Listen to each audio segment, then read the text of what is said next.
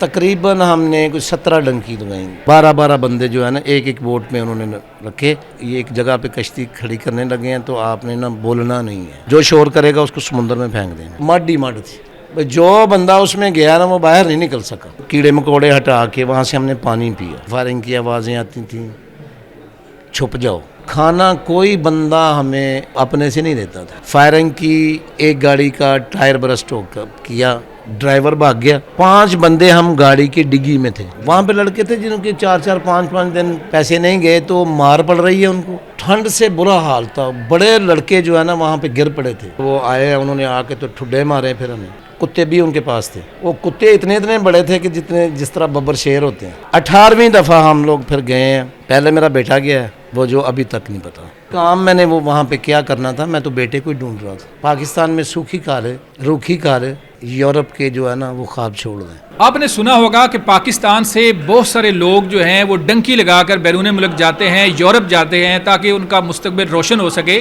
وہ زیادہ پیسہ کما سکیں اور خاندان کو خوشحال کر سکیں. آج ایسے ہی ایک شہری پاکستان کے ہمارے ساتھ موجود ہیں، حیدر بھائی. ان سے بات چیت کریں گے. انہوں نے ڈنکی لگائی، 2 دفعہ لگائی، دونوں دفعہ پکڑے گئے.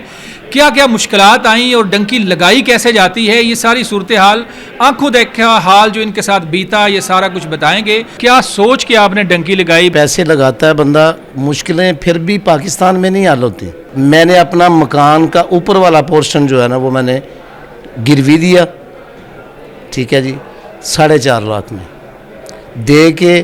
تو میں لے کے نا بچے، ایک اپنے چھوٹے بچے کو اور میں، ہم لوگ دونوں نکلے تھے. یہ مستقبل بننا نہ بننا وہ قسمت کی بات ہے. ہم نے تو ایک جوا کھیلا تھا. ٹوٹل کتنے پیسے آپ نے لگا کے ڈنکی شروع کی؟ میرا تقریباً جو ہے نا 8.5 لاکھ روپیہ لگا تھا دونوں پہ. اور دوسرا تو مطلب بچا تھا نا، تو وہ اس لیے اس کے وہاں پہ جا کے میں نے ترکی میں کام کیا. یہ نہیں ہے کہ میں وہ 8.5 لاکھ میں گریس چلا گیا. نہیں 8.5 لاکھ میں گریس نہیں گیا. اچھا، 8.5 لاکھ میں کہاں تک گیا؟ میں 8.5 لگا کے ترکی پہنچ گیا، دونوں باپ بیٹا. تو ہم لاہور سے نکلے تھے کراچی، تو تقریباً 22-23 گھنٹے کا یہ سفر تھا. کراچی گئے تو پھر انہوں نے ہمیں نا ایک ہوٹل میں بٹھا دیا. جب کراچی سے وہ ہمیں انہوں نے لوکل بس پہ بٹھایا اور تقریباً کوئی گوادر والی سائڈ کو جانا تھا. تقریباً کوئی 2 گھنٹے کا سفر کیا ہے. تو بس سے انہوں نے کہا آپ نیچے اتر آؤ. بس چلی گئی، اس میں دوسرے پیسنجر بیٹھے ہوئے تھے. کتنے لوگ آپ نیچے اترے بس سے؟ وہاں پہ تقریباً 18 لوگ تھے. 18 لوگوں کا ڈنکی کا سفر وہاں سے باقاعدہ شروع ہو گیا. تو وہ وہاں پہ روڈ کے نیچے اس نے ہمیں پہلے سے بولا تھا کہ جہاں آپ کو اتارے گا وہ ہوگا پل. تو وہ پل کے نیچے آپ نے بیٹھ جانا ہے. ہم لوگ بیٹھ گئے. نہ کوئی بندہ، نہ بندے کی ذات، نہ لائٹ، نہ شور، نہ کوئی. بس وہ اس کی سمندر کی لہروں کی سانساں آ رہی تھی. ان کا کوئی بندہ ابھی تک نہیں آیا. تقریباً کوئی 2 بجے کے قریب، 2-2:30 بجے کے قریب نا وہاں پہ ایک بندہ آیا. اس نے آواز دی نکلو باہر. ہم باہر نکلے تو ڈالا تھا اس کے پاس، چھوٹا سنگل 18 لوگ. ہم لوگ اسی ڈالے میں بیٹھ کے تو تقریباً 2 کلومیٹر آگے گئے تو اس نے وہاں پہ اتار دیا. اچھا، وہ جہاں پہ اتارا وہ کیسی جگہ تھی؟ وہی اجاڑ، ریت، پتھر، جھاڑیاں، کانٹے. وہاں پہ اتار کے تو وہ چلا گیا. پھر ایک تھوڑی دیر کے بعد ایک لڑکا آ گیا. انہوں نے کہا جی میرے پیچھے آ جاؤ. ہمیں پہاڑی میں لے گئے، چلنا شروع ہو گیا.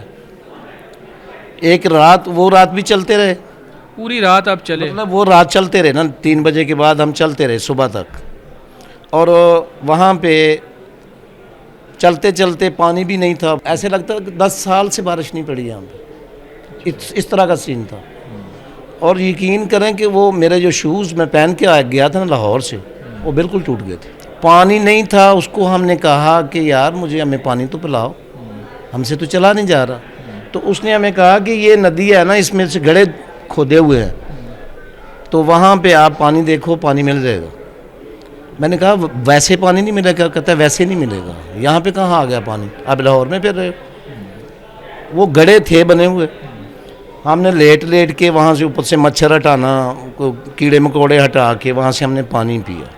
وہ گڑھوں سے گندا پانی آپ نے پیا؟ مطلب وہ زمین سے نکلا ہوا ہے نا, کوئی درخت نہیں ہے, کوئی جھاڑی نہیں ہے. انہوں نے کہا کہ بھئی یہاں پہ بیٹھو, شام کو ہم نکالیں گے.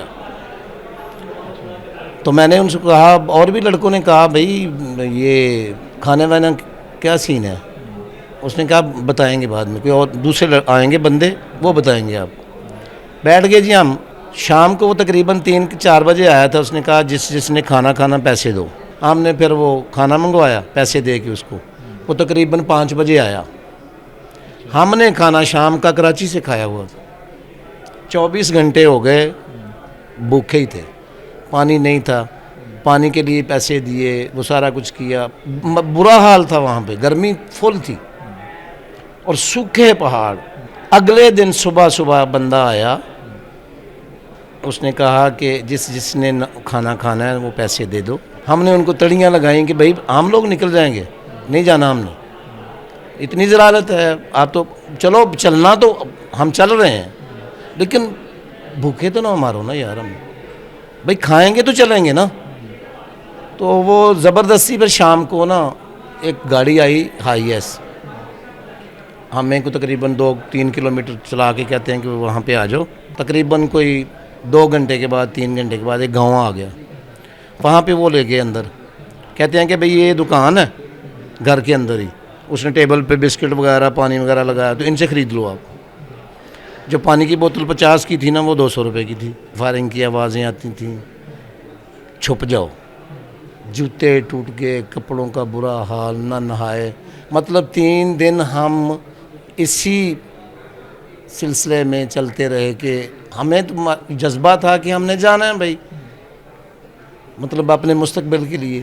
اچھا, بارڈر پہ آپ پھر پہنچے کب اگلا سفر شروع ہوا؟ بارڈر پہ جب پہنچے ہیں تو پھر شام کو انہوں نے ہمیں ایک کمرے میں بند کیا, اور کمرے میں جب ہم گئے تو آگے تو پتہ نہیں کتنے بندے اور بیٹھے ہوئے تھے, کوئی 100 بندہ اور بیٹھا ہوا تھا. 6 ایک بوٹ میں انہوں نے ہمیں ڈالا, اور 6 کوئی اور گروپ کے ڈالے. 12 بندے جو ہے نا ایک بوٹ میں انہوں نے رکھے. تو رات کے 12 بجے ہمیں جیونی سے انہوں نے سمندر میں جو ہے نا سفر کرانا شروع کیا ایران بارڈر کے لیے. اچھا, اب ایران کی طرف 12 بندوں کی کشتیاں وہاں سے چل پڑیں؟ وہاں سے چل پڑیں. وہ تقریباً کوئی 2-3 گھنٹے چلی ہے کشتی. تو انہوں نے کہا جی کوسٹ گارڈ کا چھاپا آ گیا ہے, تو ہم لوگ نا یہ ایک جگہ پہ کشتی کھڑی کرنے لگے ہیں, تو آپ نے نا بولنا نہیں ہے, کسی نے کوئی شور نہیں کرنا. جو شور کرے گا اس کو سمندر میں پھینک دیں گے. پتہ ہی نہیں, ہم سو گئے. پہلے بہت زیادہ لڑکے جو کیا کر رہے تھے, وہ الٹیاں کر رہے تھے کہ برا حال تھا ان کا. ایک ڈیزل کی بدبو تھی. 7 بجے کے قریب ساحل پہ پہنچے, جو ایران کا ساحل تھا. انہوں نے کہا آپ چھلانگیں لگا دو. اچھا, چھلانگیں لگا دو سمندر میں؟ ہاں, ہم نے چھلانگیں لگائیں. پانی نہیں تھا, مطلب تھوڑا پانی تھا, لیکن وہ مڈ ہی مڈ تھی, دل تھی. ہاں بالکل. جو بندہ اس میں گیا نا وہ باہر نہیں نکل سکا. اچھا, چھلانگیں مار دی, دل کے اندر چلی گئی. وہ چلی گئی, بوٹیں چلی گئیں. وہ تو چھلانگیں لگائی ہیں, وہ بھاگ گئے. سامنے سے ایک پھر ڈالا آیا. اچھا, باہر نکلے, جیسے کیسے کر کے ہم ڈالے میں بیٹھ گئے. اب سارے جتنے لوگ تھے نا 24 کے 24 سارے وہ گارے سے بھرے ہوئے تھے. برا حال. آپ بھوک ہم لوگ جو ہے نا وہ بھول گئے تھے کہ ہم ایران آ گئے ہیں. یہ خوشی تھی کہ چلیں جی ایک سٹیپ ختم. ہاں, ہمارا جو پاکستان کا سفر جو ہے نا وہ ختم ہوا, دوسرا سفر شروع.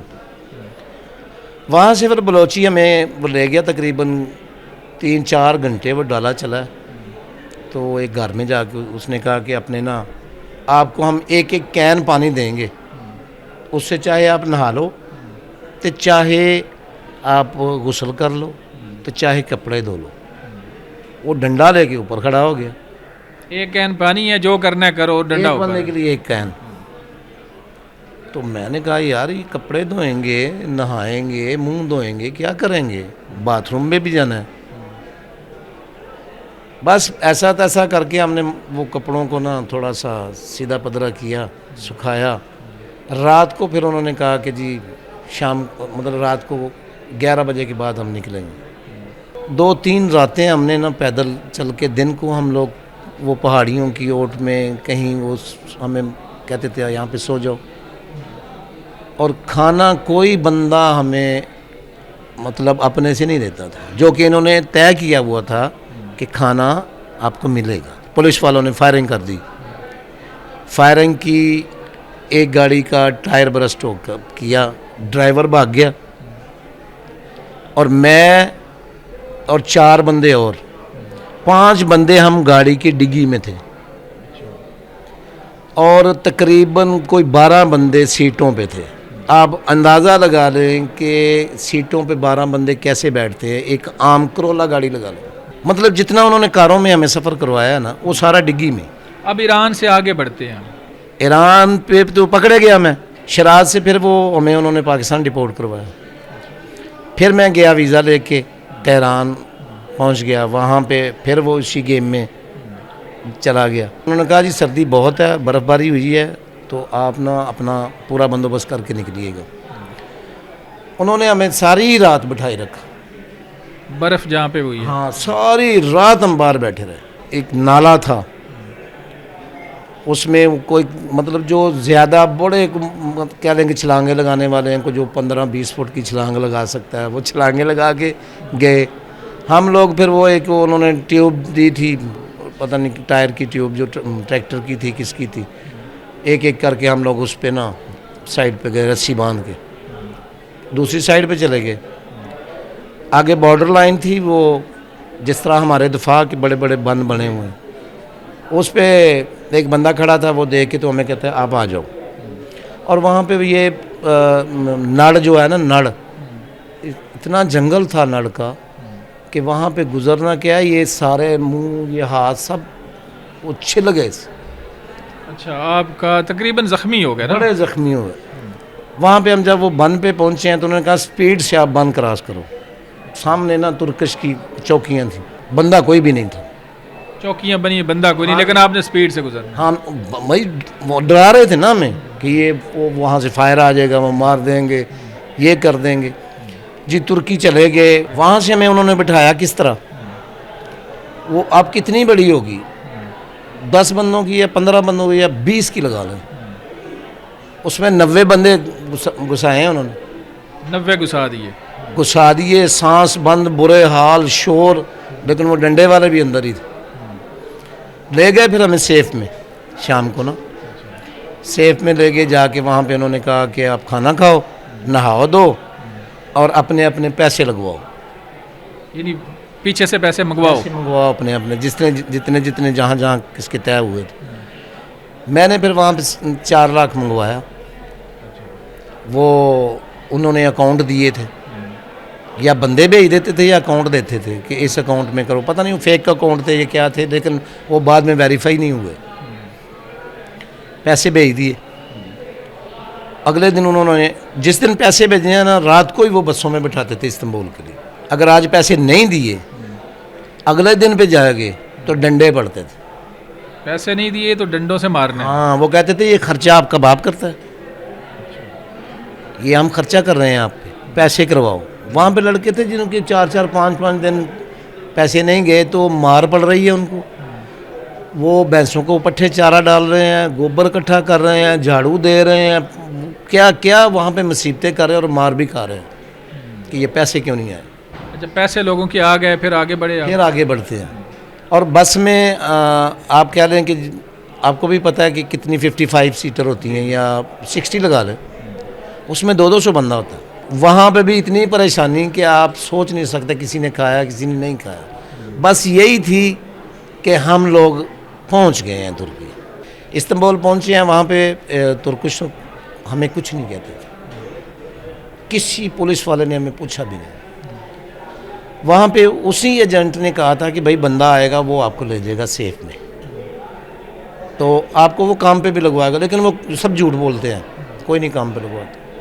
اس نے جا کے نا غازی عثمان پاشا میں چھوڑ دی، بھائی ڈھونڈو۔ بات کی ایک ایجنٹ سے کہ اس نے کہا کہ میں آپ کو نہر کار کراس کراؤں گا، 1000 لیرہ آپ مجھے دے دیں۔ میں نے اس کو 2000 لیرہ دیا، وہ جو میں نے مہینہ لگا کے کمائے تھے۔ وہ جی ترکی سے تقریباً ہم نے کچھ 17 ڈنکی لگائیں، 17 دفعہ ہم گریس پہ گئے، گریس بارڈر پہ گئے ہیں، گریس میں انٹر بھی ہوئے ہیں، وہاں پہ گریس کو جو آرمی انہوں نے پکڑ لیا. وہاں پہ رات کو انہوں نے پکڑا اور ساری رات وہ بارش اور برف باری ہو رہی تھی. برا حال تھا. ہم لوگ گارے میں لت پت تھے اور ٹھنڈ سے برا حال تھا. بڑے لڑکے جو ہے نا وہاں پہ گر پڑے تھے, بے ہوش ہو گئے تھے. مطلب چند لوگ تھے جو بالکل ہوش میں تھے.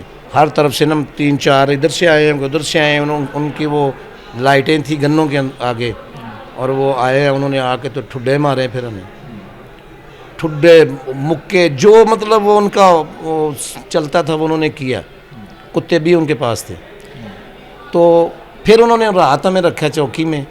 وہ ان کا قانون تھا کہ 24 گھنٹے کے اندر اندر یہ اگر رپورٹ نہ کریں تو وہ ان کو رکھنا پڑتا تھا. لیکن 23 گھنٹے میں ہمیں انہوں نے پھر ترکی پھینک دی.